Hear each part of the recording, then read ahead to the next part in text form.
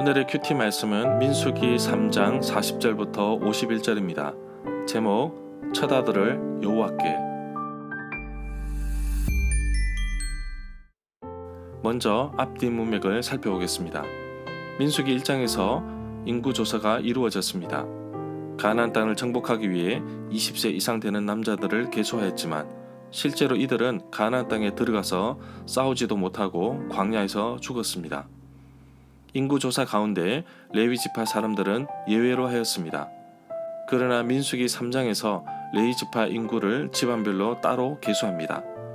성막에서 직무를 수행할 사람을 계수하는데 특이한 것은 1개월 이상 된 남자들을 계수한다는 것인데 그 수가 22,000명이었습니다. 여호와께서 이스라엘 백성들 가운데 모든 첫 아들을 바치게 하였습니다. 그러나 이스라엘 백성들 첫 아들 대신 레위 지파 사람들을 그 헌신의 대신으로 하게끔 하셨습니다.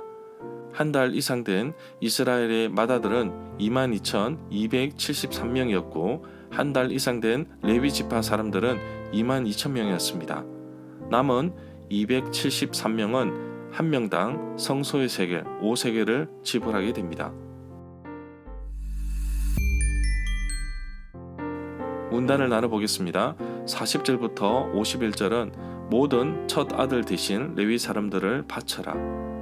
40절에 보면 이스라엘 자손 가운데 태어난 지 한 달이 넘은 첫 아들을 모두 계수하여 그 명수대로 명단을 작성하라고 하십니다. 민수기 3장 11절부터 13절의 결과가 40절부터 43절에 나옵니다.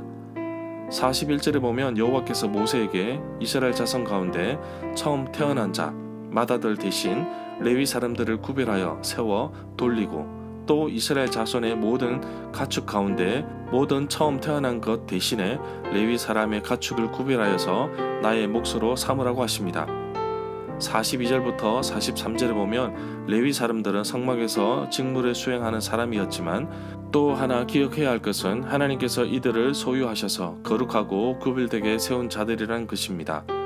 태어난 지 한 달이 넘은 맏아들의 이름을 다 적었습니다. 모세가 적은 이름은 모두 22,273명이었습니다.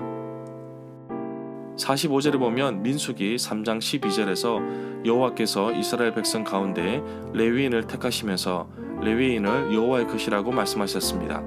그리고 이스라엘 백성 가운데 처음 태어난 모든 첫아들을 레위 사람으로 대신하게 하였다고 기록하고 있습니다.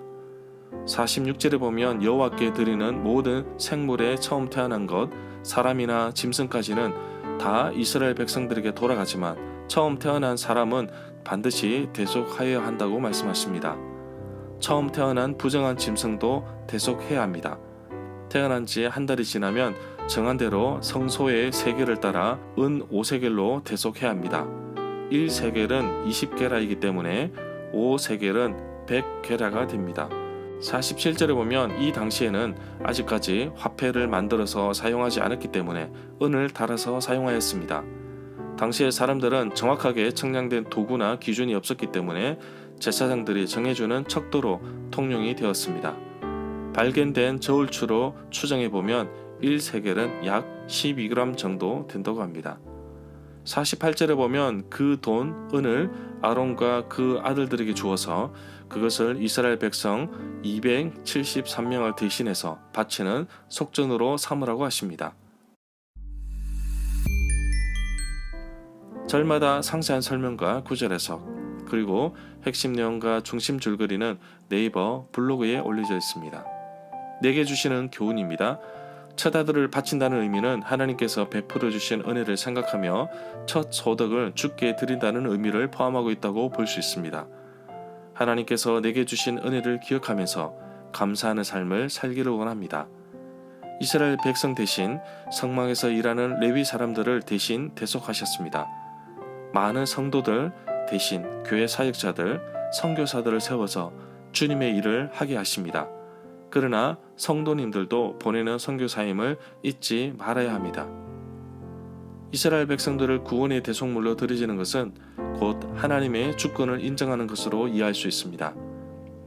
하나님은 선택하신 이스라엘 백성들 뿐만 아니라 주의 자녀로 부르신 나에게도 동일하게 요구하십니다. 나의 삶을 통해 하나님의 주권을 인정하는지 나 스스로에게 묻습니다. 하나님께서 나를 구원하셨고 나의 삶을 이끄시며 날마다 새로운 새 생명을 주셔서 주의 사명을 잘 감당케 하시는데 오늘도 부르심에 순종하며 살아가는 하루가 되기를 간절히 소망합니다.